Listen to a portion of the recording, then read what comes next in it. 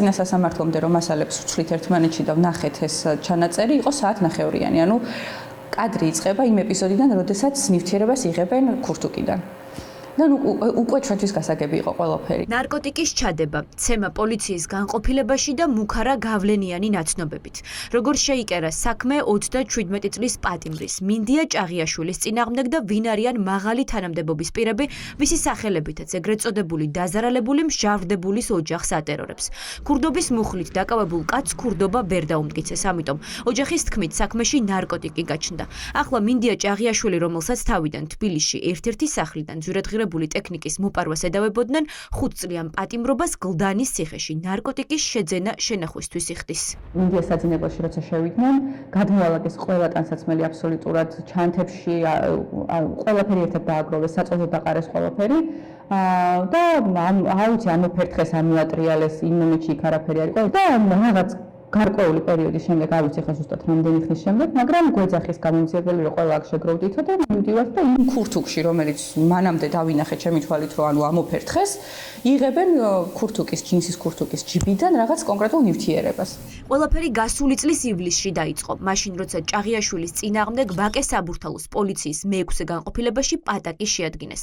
დეტექტივი კალე მუმლაძე ზემდგომს ატყობინებს, რომ კონფიდენტმა ინფორმაცია მიაწოდა, რომ ერთ-ერთი სახლის ქურდობის შემდეგ მოპარული ნივთები მინდია ჭაღიაშვილის სახლში ინახება. თუმცა იქამდე სანამ 6 ივლისს საქმეში მინდია ჭაღიაშვილის სახელი პირველად გაჩნდებოდა, ირკვევა რომ პოლიცია მისი პიროვნებით უკვე დაინტერესებული იყო. პატაკის შედგენამდე 2 დღით ადრე პოლიციამ მინდია ჭაღიაშვილის შესახებ ინფორმაცია მოიწია და მას ქვეყნის საზღვრები ჩაუკეტა, რაც იმას ნიშნავს, რომ ეგრეთ წოდებული კონფიდენტი საქმეში ფორმალურად გაჩნდა და ჭაღიაშვილის დაკავება წინასწარ იყო გადაწყვეტილი.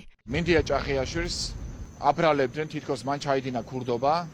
ბრალდება, ეფუძნება ფაქტობრივად ჭორებს და ვარაუდებს, ისე რომ არანაირი მტკიცებულება მინდია ჭაღიაშვილის მიმართ მათ არ გააჩნდათ და ვინაიდან იცოდნენ, რომ მის მიმართ ვერ შეაგროვებდნენ ვერანაირ მტკიცებულებას, მაგრამ სურდათ როგორმე მისი დაკავება, გადაწყვიტეს რომ ჩაედოთ ნარკოტიკი მის საცხოვრებელ სახლში. მინდია ჭაღიაშვილს ხელბორკილები განყოფილებაში დაადეს. ის პოლიციაში ჩვენების მისაცემად გამომძიებლებს საკუთარი ნებით გაყვა, თუმცა ოჯახი ამტკიცებს, რომ არარსებული დანაშაულის აღიარების მოთხოვნით მოწმის სახით გამოკითხვაზე გადაყვანილი კაცი სასტიკი ანგარიშწორების მსხვერპლი გახდა. მიმდინარეობდა მინდიაზე ფიზიკური ძალადობა, მუქარა, რომ აღიარე დანაშაული, ჯერ ვერ ხდებოდა ქურდობაზეა საუბარი, მხოლოდ და მხოლოდ ქურდობაზე, არანაირ სხვა დანაშაულზე არ იყო საუბარი, მხოლოდ ქურდობაზე საუბრობდნენ, მინდიასთვის გაუგებარი იყო რაზე იყო საუბარი.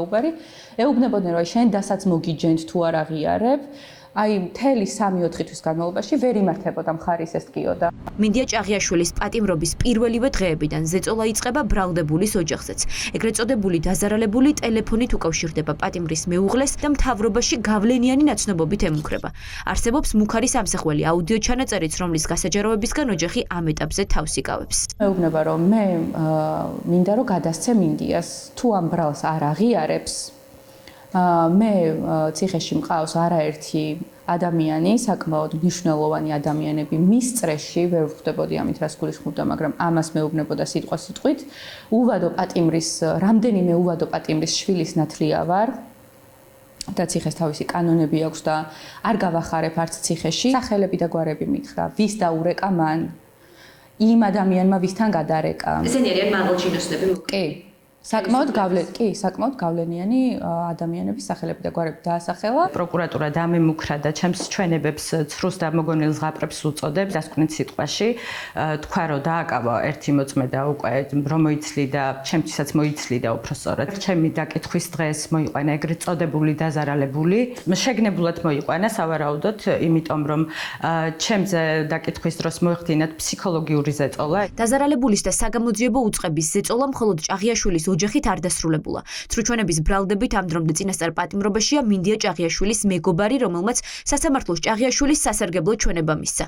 არადა ფაქტია, რომ სასამართლომ ირაკლი ჩხარტიშვილის ჩვენება სარწმუნოდ მიიჩნია და მოსამართლე დავით ნარიმანიშვილმა დაპატიმრებული კაცი ქურდობაში სრულად უდანაშაულოდ ცნო. ეს სასამართლოს გადაწყვეტილება თურმე არ არის საბოლოო, ანუ ირაკლი ჩხარტიშვილი უნდა იყოს პატიმრობაში მანამ, სანამ ზემდგომ ინსტანციები ამ განაჩენს არ დატოვებენ ძალაში, თუმცა ამ პერიოდში შეიძლება 9-ზე მეტიც გავიდეს. რეალურად ეს საქმე მარტო ირაკლის არ ეხება და ერთ ადამიანს, ეს არის ძალიან საშიში მესიჯი საზოგადოებისთვის, ვინაიდან ასეთი მაგიერი პრაქტიკა სამწუხაროდ არსებობს უკვე ჩვენს სახელმწიფოში და მოწმეებს, რომლებიც არ იძლევიან ბრალდების მხარის სასურველ ჩვენებას, ძალიან ხშირად აკავებენ და შემდეგ, როგორც ირაკლი ჩხარტიშვილს თავაზობენ საპროცესო შეთანხმებას პირობით მსჯავრს. ასეთ შემოგთავაზეს ჩვენ, მაგრამ ირაკლი ჩხარტიშვილმა აირჩია სიმართლე და თავისუფლებაზე არ გაყიდა საკუთარი პრინციპები, შესაბამისად ჩვენ ვაპირებთ ბრძოლას ბოლომდე. მიდია ჭაღიაშვილის საქმეზე 11 ივნისიდან მსჯელობა სააპელაციო სასამართლოში უნდა გაგრძელდეს. პირველი ინსტანციის გადაწყვეტილებას ორივე მხარე ასაჩივრებს. პროკურატურა ითხოვს ჭაღიაშვილი ქურდობაშიც დამნაშავედ გამოცხადდეს. დაცვის მხარე კი აპირებს დაამტკიცოს, რომ ნარკოტიკი, რის გამოც 27 წლის კაცი ციხეში გაუშვეს, გამომძიებლების მიერ ჩადებულია.